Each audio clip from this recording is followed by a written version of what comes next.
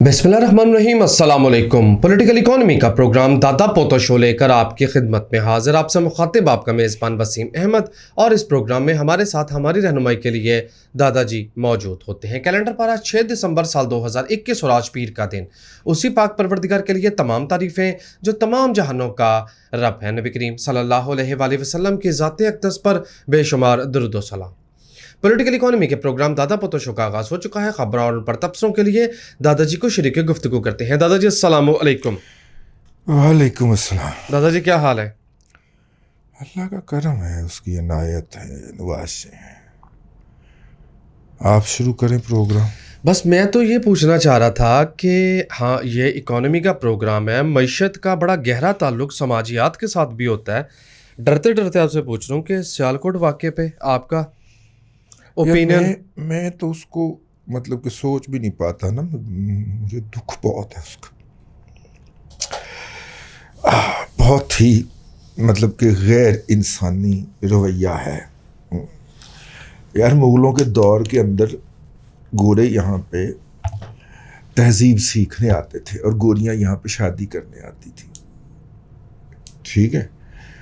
और मतलब देखो ना, 3 बहनें चली, एक फैज़ अहमद फैज़ से ब्याही गई, एक अब्दुल्ला शेख से ब्याही गई, एक एमडी तासीर से ब्याही गई। तीनों आयरिश ख़वातीन यहाँ पे आई थी सुहाने मुस्तकबिल का ख्वाब देख के। तो यानी हम दुनिया को उस वक्त सिविलाइजेशन सिखाते थे ना, तब भी, ठीक है। और अब हम किस लेवल पे उतर गए हैं कि यहाँ पे कहीं पे जो है वो नाम नहाद तौहीन के इल्ज़ाम में किसी को फड़का दिया, जिसकी कभी भी तहकीकात नहीं होती। हाँ जी यार, रवैये तो वही है ना। कहीं पे जनाब गौ माता का गोश्त बरामद हो गया किसी से, या कर लिया हमने जी, वो मार दिया, वहाँ पे फड़का दिया।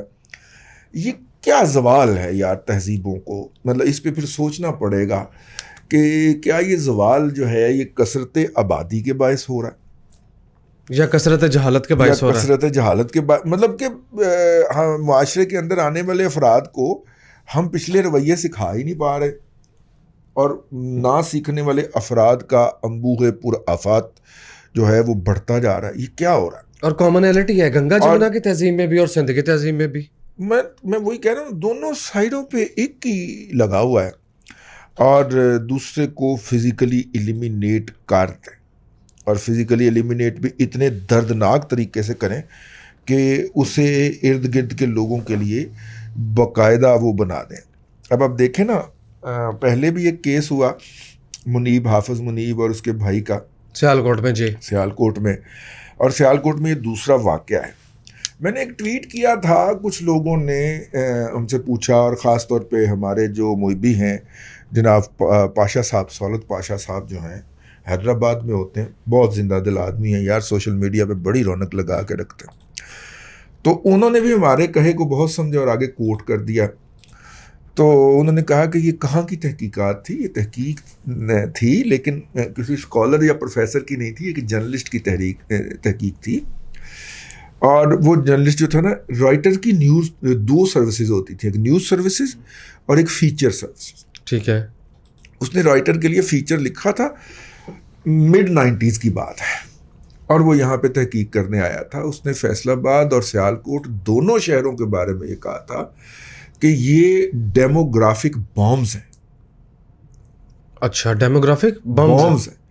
मैंने कहा क्या आबादी बहुत ज़्यादा बढ़ जाएगी? उसने कहा नहीं, यहाँ पे जो लेबर बाहर से आती है और जिन हालात में यहाँ पे रहती है, और जिस तरह आपकी हुकूमत जो है, वैसे मुझे उस वक्त बड़ा बुरा लगा था, आज वो सही साबित हुआ। उसने कहा मज़हब के नाम के ऊपर जिस तरह आप उन लोगों के एंटरटेनमेंट के ज़राए बंद करते जा रहे हैं, या एंटरटेनमेंट को महंगा करते जा रहे हैं। बात गौर से जी, मतलब बीवी बच्चे साथ नहीं लेके आया हुआ, वो अकेला मजदूरी करने आया हुआ, ठीक है, 12 घंटे नौकरी करता है, इंसान है यार, उसको चाहिए कुछ एंटरटेनमेंट, कुछ रिलैक्सेशन, इंसान है ना। तो वहाँ पे सिनेमा हमने वैसे बंद कर दिया, और स्टेज पे जो है, स्टेज का अगर उसने ड्रामा देखना है तो उसने अपनी कम से कम 1 या 1.5 दिहाड़ी लगानी है, तो वो क्यों लगाए? वो तो कमाने आया हुआ है। आपने उसके लिए जो जर्नल थी, अल्लाह कहना क्या कहना चाहिए, एंटरटेनमेंट, वो ख़त्म ही कर दी। पुराने ज़मानों के अंदर मौसम बहार का मेला और ख़ज़ां का मेला और फलाना और ढमकाना, जो इस तरह के इवेंट्स होते थे वो आपने बंद कर दिए। अब उसके पास ऑप्शन क्या है? एक तो ये है कि ये जो मौलवी फ़िरका परस्त मौलवी आते हैं तकरीरें करने के लिए, वो उनके हत्थे चढ़ जाए, यहाँ को मेला ठेला लगाओ, फिर जाके बाबे की संदूकड़ी के अंदर पैसे डाल के आए, सस्ते में छूट जाता है ना वहाँ पर, इत्मीनान भी हो जाता है ज़मीर को और अपने दिमाग को। तो हमने उनको उसके हवाले कर दिया। अब पूरी नस्ल इस प्रोसेस से निकल के सामने आ गई,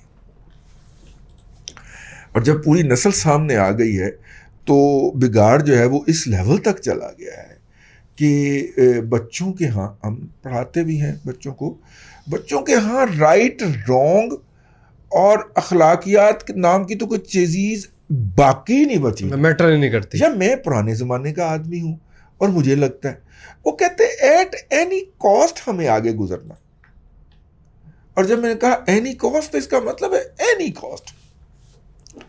ठीक है, कई ये समझते हैं कि वो मुझे चापलूसियाँ लगा लेंगे। मैं तो पुत्र पहले दिन तुम्हें कह दिया था कि मेरे पेपर में से फेल कोई नहीं होने लगा। पैसे दे के आप पढ़ रहे हो माँ बाप के, मैंने फेल करके आपके माँ बाप की बद्दुआएं लेनी। 50 नंबर दे के पास करना पड़े, मैं पास ज़रूर कर दूंगा, लेकिन फिर 70 से ऊपर गुजरना जो है ना वो आपको मेहनत से पड़ेगा। ठीक है, हाँ, जीपी अच्छा करना है तो जीपी अच्छा करना है तो ताकि किसी दूसरे का जाके हक ना मारो। वापस है ज्योग्राफिक बॉम्बिंग पे। तो वो जो ज्योग्राफिकली वो उसने कहा कि यहाँ पे 2 बहुत बड़े बड़े तबकात पाए जाते हैं, और इन तबकात में से एक माइनर सा हिस्सा भी किसी दिन कोई फसाद करने पे उतर आता है, पूरी रियासत को क्रिपल कर देगा, आप उसे कंट्रोल नहीं कर पाएंगे। हमें उसकी बातें बड़ी अजीबोगरीब लगी। मेरे ख्याल 94-95 की बात है जब उसने ये बात कही थी, और लिखी भी थी फीचर की शक्ल के अंदर। वो दुनिया के मुख्तलिफ ममालिक में पता नहीं शाया हुआ कि नहीं हुआ। और अब 90s के नॉर्मली मतलब मेरा सारा जर्नलिज्म 90s का है, और उस वक्त इंटरनेट था ही नहीं जी। तो अक्सर चीज़ें जो मुख्तलिफ थिंक टैंक्स ने उठा के इस्तेमाल की हुई हैं तो वो मुझे मिल जाती हैं। ठीक है, अपनी वेबसाइट पे उन्होंने डिस्प्ले कर दी। लेकिन मेन जो काम था, जो अक्सर जो रिकग्नाइज करवाता उस वक्त की जो चीज़ें लिखी हुई हैं, वो मिलता ही नहीं कहीं पे। ख़ासतौर पर मुशर्रफ का जो पहला 2 साल थे, बहुत काम किया था हमने, तो वो दस्तयाब नहीं है। तो कहने का मतलब ये है कि ये वो उसने वो बड़ी इंटरेस्टिंग थी, वो पढ़ने वाली थी। उसके अंदर उसने रिसर्च बेस्ड जर्नलिज्म किया था, इन्वेस्टिगेटिव बेस्ड नहीं, रिसर्च बेस्ड जर्नलिज्म किया था। वो मुख्तलिफ लोगों से मिला था, उनके इंटरव्यूज़ किए थे, फिर सवालनामे फिल करके लोगों से करवाए थे फिल, और उसका एक रिज़ल्ट निकाल के फिर उसने जारी किया था। तो मैंने पाशा साहब ये कहा था अपने उस व्लॉग के अंदर, और मैं वो भेजा, अर्ज़ किया उनको, अगर वो बंदा मेरे साथ राब्ते में आ जाता है तो मैं उससे यकीनन पूछूंगा। पता नहीं मिड 90s का अपना काम उसके पास भी पड़ा होगा कि नहीं। मेरे पास तो अपनी 99% काम नहीं पड़ा हुआ। वो जो 1-8% है ना, वो पाकिस्तान के या भारत के अदारों ने उठा के तो पोस्ट की हैं, पोस्टें हमारे आर्टिकल्स तो वहाँ पे मिल जाते। तो खैर एनीवे जो है वो दुखी हूँ यार, मैं अब क्या कहूँ इसके ऊपर, और क्या कहा जा सकता है। लेकिन इसका जो नेगेटिव पहलू है वो ये है कि ये भी सियालकोट से खबरें आ रही हैं कि वो जो हमारे बायर हैं जिनको हम एक्सपोर्ट करते हैं, ठीक है, उन्होंने अपने सेलर्स के साथ ऑर्डर कैंसिलेशन के ऊपर बात शुरू कर दी है। जी, ये होना ही था। ठीक है, मैं इसको ज़्यादा हाईलाइट नहीं करना चाह रहा इस खबर को, लेकिन इस तरह के डिज़ास्टर होते हैं यार। देखो, वो इंडिया में सिक्योरिटी फोर्सेस ने इकट्ठे 12 एक ट्रक के ऊपर जाते हुए कान कुन मार दिए जी। ठीक है, हमारे लोगों ने कुचल के मार दिया, मसला कर दिया उसका। ठीक है, वो इंडिया वाली खबर तो इंटरनेशनल मीडिया पे आई नहीं है, हमें छितरौल हो रही है। और हमें छितरौल क्यों ना हो, हम अपने ज़मीर के सामने शर्मिंदा हैं, हम अपने आप को छितरौल करी जा रहे हैं, अपने आप पे लानतें भेजी जा रहे हैं कि ये हमारे में से कैसे दरिंदे वजूद में आ गए जिन्होंने ये हरकत कर दी। अगरचे 3 अफराद, एक मिल का मालिक और 2 दीगर अफराद, उन्होंने अपनी जान जो थी वो ख़तरे में डाल के बचाने की कोशिश की, وہ ہیں امید کی کرن ہمارے لیے. جی اس معاشرے کے اندر وہ لوگ ہیں اصل امید کی کرن. لیکن بہت تھوڑی امید ہے دادا جی. لیکن آپ دیکھیے کہ موب جو تھا اس میں کچھ 40 سے 50 لوگ تھے جو مارنے والے تھے اور 3 لوگ جو تھے وہ بچانے والے تھے. ٹھیک, تو ریشو کم ہے. ہمیں اچھے لوگوں کی تعداد زیادہ کرنی چاہیے.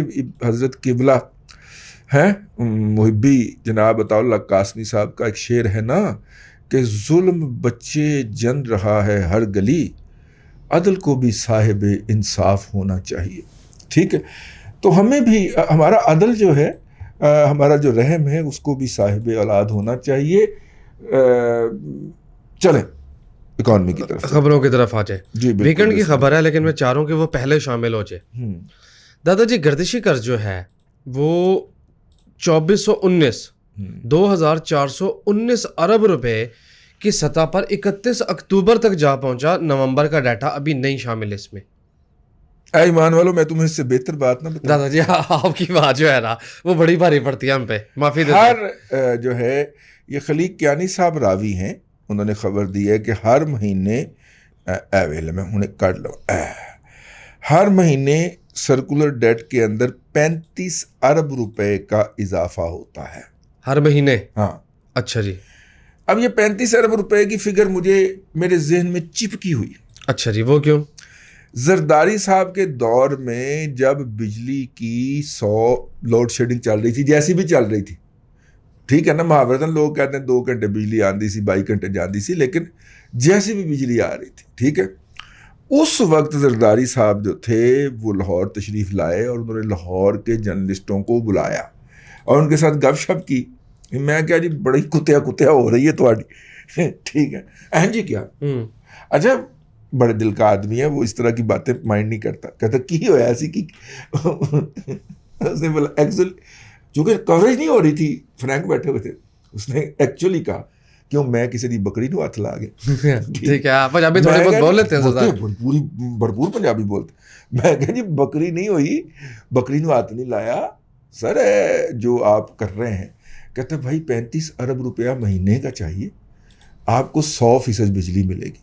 اور ان دنوں جو رمضان آتا تھا تو بجلی پوری ہو جاتی تھی, اگر آپ کو یاد ہو. ایک دفعہ ایسا ہوا تھا کہ لائٹ جا ہی نہیں رہی تھی, لوگ تنگ پڑ گئے تھے. ہاں, رمضان کے اندر بجلی نہیں جاتی تھی اگر آپ کو یاد ہو. تو وہ 35 ارب روپیہ سے وہ موسٹ ان ایفیشینٹ, جو 18% ایفیشینسی والے پلانٹ تھے. یہ ذہن میں رکھیے گا کہ 1 لیٹر کے اگر 18 یونٹ بنتے تھے ان کے ہاں, تو اب 1 لیٹر کے 64 یونٹ بنتے ہیں. ہاں جی, یعنی کہ اس سے تقریباً کوئی 3.5 گنا زیادہ جو ہے وہ ایفیشینسی والے پلانٹ ہیں. لیکن سرکولر ڈیٹ جو ہے وہ 35 ارب روپے مہینے کے اوپر مستقل کھڑا ہوا ہے. تو انہوں نے کچھ دنوں کے لیے وہ بجلی دے دیا کرتے تھے. لیکن بہرحال یہ صورتحال ہے. تو اب 35 ارب روپیہ ماہانہ ہمارا گردشی قرضے میں اضافہ ہو رہا ہے. آگے چلیں. جی دادا جی, اب یہاں سے ایک شغل والی خبر شروع ہو رہی ہے. ناظرین کرام, 394 کے لیول سے ہیسکول کا شیئر گرا اور الحمدللہ 6 روپے پہ آ گیا. ہم اس پہ بہت روئے, بہت باتیں کی. ہم کس پہ روئے تھے؟ ہم نے جب 396 کی طرف جا رہا تھا ہم نے یہ کہا فراڈ ہے. جی جی, ہو گیا, یہ فراڈ ہے. اور اس فراڈ کو چھپانے کے لیے ہیسکول کی انتظامیہ یہاں سے فائنانشیل ہیڈ کوارٹر شارجہ لے گئی تاکہ کوئی وہ کیا ہے ایف بی آر کی رسائی ہوگی نہ وہ فراڈ پکڑ سکے گا. جی, اور ہیسکول کی انتظامیہ بھلا کون سی ہے, کون ہے؟ کون میں نے کہا صرف بیک گراؤنڈ بتاتا چلوں. جو امریکہ اور نیٹو افواج کو اشیاء کی فراہمی, پہلے تو یہ کہا کہ این ایل سی جی افغانستان جا ہی نہیں سکتی, لہذا این ایل سی مال لے جا ہی نہیں سکتی. تو پھر این ایل سی کے جو ارد گرد تھے انہوں نے 300-400 ٹرک, پوری جنگ پرائیویٹ کانٹریکٹوں پہ لڑی گئی ہے, ادھر سے بھی اور ادھر سے بھی. تو این ایل سی کے جو ارد گرد کھڑے تھے انہوں نے 400 ٹرک بنا لیے. اور جب 400 ٹرک پورے 2001 سے لے کے 2006 تک چلتے رہے نان سٹاپ اور منہ مانگا کرایا. آج کے دن کراچی سے پشاور تک کا کرایہ کتنا تھا جی؟ 1.5 سے 2.25 لاکھ روپے. ٹھیک ہے. ڈالر کتنے کا؟ 180 روپے کا آج ہو گیا. جب ڈالر مشرف صاحب جب لڑ رہے تھے جنگ تو اس وقت ڈالر کتنے 60 روپے کا ہے 60 روپے کا 60 روپے پہ لا کے انہوں نے روک دیا تھا. اور اس وقت ایک روٹ کا کرایہ کتنا تھا؟ جی 5 لاکھ روپے. 60 کے ڈالر میں 5 لاکھ تو آج کے حساب سے تو وہ 45 لاکھ بنا. انیاں کمائیاں. اچھا جی انیاں کمائیاں. نہیں 45 سے 15 لاکھ بنا, 3 گنا ڈالر ہوا ہے نا. 60 سے 180 پہ آیا, 15 لاکھ روپیہ خرچے کر دو سارے. راستے میں جو بتا دینا ہے ٹی ٹی پی کو وہ بھی نکال دیں, پھر بھی چلے 10 لاکھ تو بچتا ہوگا. لیکن دادا جی نیٹو کی سپلائی تو وڈیا جی صاحب کے علاوہ پاکستان میں کر ہی کوئی نہیں سکتا. نہیں, ہاں نیٹو کی سپلائی میں 3 یا 4 بڑی پارٹیاں تھیں, باقیوں کو انہوں نے کانٹریکٹ دے رکھے تھے. کسی کا تو اپنا ایک بھی ٹرالر نہیں تھا نا. اچھا سارے کانٹریکٹ پہ کام. یہ سر نے دیے تھے کانٹریکٹ؟ ہے پوچھ رہا ہوں. کیا کیا سر نے دیے تھے؟ ہے سر وہ کیندا ہے دادا جی یہ نہیں پتا. آگے چل اب پڑھیں آپ ہیسکول کی. یکے از ان میں سے کہا اب یہ پیسہ کہاں چھپائیں. انہوں نے کہا آئل مارکیٹنگ کمپنی بنائے تھے, ہیسکول بن گئی. ٹھیک ہے, اس کے اندر شروع کے اندر جہانگیر صدیقی بھی شیئر ہولڈر تھا. بعد میں اتنی زور سے وہ چھوڑ کے دوڑا تھا. اندازہ کریں کہ کتنی انفلوئنشل کمپنی ہوگی ہیسکول, کہ پی ایس او سے موٹر وے کے تمام پیٹرول پمپ واپس لے کے ہیسکول کو دیا ایک رات کے اندر. اور جس دن ہیسکول کو ہینڈنگ اوور ٹیکنگ اوور ہوئی ہے, ہیسکول اس کے 6 مہینے بعد تک اپنے پرزے شرزے لگاتی رہی ہے, تعزین و آرائش کرتی رہی. ٹھیک ہے, کیونکہ وہ 5 لاکھ پہ ایک صاحب کو 5 لاکھ ایک ہی پارٹی کی سیلری ہے. میں اس پہ بالکل کلیئر ہوں. ملک ریاض بھی 5 لاکھ ہی دیتا ہے. 5 لاکھ 2 گڈیاں جی ٹھیک دی تھی, پیٹرول اور موبائل انلمیٹڈ پیٹرول اور موبائل دیا تھا. اور پھر صاحب نے وہ پی ایس او سے لے کے تو ساری موٹر وے ہی بخش دی تھی. جی پاکستان کی ایک ڈیفالٹ کمپنی جس کے اوپر سمگل شدہ ایرانی تیل بیچنے کا الزام ہے, ٹھیک ہے, اس کو ہم نے موٹر وے بخش دی. یہاں تک کوئی خبر ہی نہیں ہے. خبر یہ ہے کہ اسٹاک مارکیٹ میں ڈیفالٹ یا ڈیفالٹر لسٹ میں ہونے کے بعد اس کا نام آ گیا. جی بڑی دیر سے آیا ہوا ہے. اب ہیسکول رائٹ دینے جا رہا ہے, رائٹ جاری کرنے لگا. اسٹاک مارکیٹ یہ صدی کا سب سے بڑا لطیفہ ہے. لطیفہ نہیں, فراڈ ہے, جھوٹ ہے. اور میں آپ کو اگلی بات بتاؤں, جی انہوں نے کر بھی لینا ہے. پاکستان میں ہو سکتا ہے, انہوں نے کر بھی لینا ہے. 5 لاکھ پہ بندہ رکھا ہوا ہے نا یار, جی تو وہ اسی کام کے لیے رکھا ہوا ہے نا. وہ بندہ دفتر تھوڑی آتا ہے. جب اس طرح کا کام پھنستا ہے نا جی تو پھر فائل ان کو دی جاتی, سر یہ ذرا ایس سی پی کا چکر لگا آئیے گا. ٹھیک ہے, پھر صاحب جاتے ہیں نا, تو وہ ایک نے ذرا صاحب کو ہچر مچر کی تھی نا, اگلوں نے شمالی علاقہ جات کی سیر کے لیے بھیج دیا تھا. تو ایس سی پی والے تو باہر گیٹ میں کھڑے ہوتے ہیں, سر حکم فرمائے, کیڑی فائل غائب کرنی ہے تو کیڑی اپلوڈ کرنی, سر حکم کرو. جی $180 اوپن مارکیٹ, اوپن مارکیٹ ہی ہوا ہے نا جی. ماشاءاللہ انٹر بینک میں بھی 176 روپے سے اوپر چل رہا ہے, بے فکر رہے یار. لیکن یہ ہمیں جو اس کے آتے ہیں پیسے وہ 165 پہ آتے ہیں یار. ٹیکس نہیں کرتا, دو ملکوں کا ٹیکس کرتا ہے. یوٹیوب والے پیسے 2 ملکوں کا ٹیکس کرتا ہے. اچھا جی, پراپرٹی کی جو ویلیوشن پرائسز ہیں ویکنڈ پہ بھی ہم نے اس پہ بات کی تھی. گزارش یہ ہے کہ بہت زیادہ اس پہ ملک میں جو ہے وہ بحث مباحثہ شروع ہو گیا ہے, اور یہاں تک کہ چیئرمین ایف بی آر کو یہ کہنا پڑا کہ ہم اس پر نظر ثانی کریں گے. نہیں, انہوں نے کہا جو ہمیں اپروچ کرے گا ہم اس کی بات سنیں گے اور اس پہ نظر ثانی کریں گے. لیکن بیسیکلی اسٹیٹ بینک کے سرنڈر کے بعد یہ کسی کا دوسرا مکو ٹھاپا گیا ہے. اچھا جی, ٹھیک ہے, دوسرا مکو کیسے یہ میں ولاگ میں بتاؤں. نہیں دادا جی, دادا تھوڑی ہے. میں نے اس کے اوپر بڑے بڑے پڑھے لکھے بندوں سے بحثیں کی ہیں, اور اس کے بعد میں نے ایک ولاگ ڈرافٹ کیا ہے, اور اب میں وہ آپ کو ولاگ میں عرض کروں گا. ٹھیک ہے, کیونکہ بات لمبی ہو جائے گی اور آج کا پروگرام اسی بات میں اڑ جائے گا. اتنی لمبی گال لمبے پہ کے سنانے لگا. اچھا اوکے ٹھیک ہے. ٹھیک ہے, اب ہم آ جائیں جناب اگلی خبروں کی طرف. ذرا کوئکلی شوکت صاحب کہتے ہیں اچھے دن آئیں گے. شوکت ترین صاحب فرماتے ہیں, انہوں نے کہا اب گھبرانا نہیں, آپ نے 3 مہینے مشکل کے ہیں صرف. یہ جیسے ہی سردیاں ختم ہوں گی اس کے بعد اور فیول کی قیمتیں جو ہیں وہ نیچے جائیں گی تو ہمارے حالات بہتر ہو جائیں گے.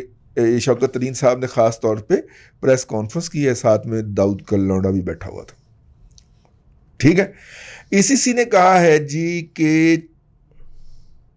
بہت سارے پیسے نے, میں ویکھیا سی ابھی میں نے دیکھا تھا, بہت سارے پیسے نے ای سی سی نے اپروول دیا ہے کہ کم آمدنی والے لوگوں کے لیے ریلیف دیا جائے گا. میرا خیال مطابق کی سٹوری تھی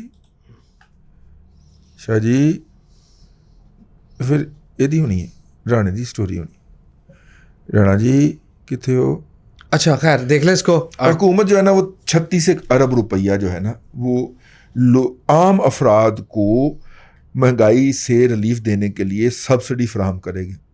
تاہم ناظرین کرام ایک بات میں آپ کو بتاتا چلوں, پچھلے رمضان میں وفاقی حکومت نے یوٹیلٹی اسٹور کارپوریشن کو 10 ارب روپے دیے تھے کہ وہ لوگوں کو سستی چیزیں فراہم کریں, اور جب اس کی آڈٹ رپورٹ پہنچی تو پتہ چلے 5 ارب روپے دا فراڈ ہو گئے جی. یعنی وہ ڈاؤن دا ڈرین ہو گئے. باقی 5 ارب روپے سے کو انہوں نے ایسے بیلنس کیا کہ چیزیں مہنگی خرید لی جی. تو ان مہنگی چیزوں کے اندر کمی کر کے سرکار کے پیسوں سے تو لوگوں کو دے دی, اور لوگوں کو چیزیں اتنے ریٹ پہ ملی جتنی مارکیٹ میں تھی, بلکہ بعض صورتوں میں ان سے مہنگی چیزیں ملیں. ٹھیک ہے جی وائنڈ اپ کرے, ٹائم ختم ہو گیا. دیکھ لو نا, میں نے تو ابھی تم کہہ رہا تھا کہ میں تمہیں بتاؤں وہ والی بات. ٹھیک ہے لیں سامعین کرام, آج کے لیے اتنا ہی, پھر آپ کی خدمت میں حاضری ہوگی. اللہ آپ کو آسانیاں عطا کرے اور آسانیاں خلق خدا میں تقسیم کرنے کی توفیق. آمین دادا جی بہت شکریہ. ناظرین کرام پولیٹیکل اکانومی کا پروگرام دادا پوتا شو آپ دیکھ رہے تھے. یہ تھا آج کا دادا پوتا شو. میں امید کرتا ہوں کہ آج کا پروگرام آپ کو پسند آیا ہوگا. اپنے میزبان وسیم احمد کو دادا جی کے ساتھ اجازت دیجیے. انشاءاللہ العزیز آپ سے ملاقات ہوگی کل تک کے لیے اللہ حافظ.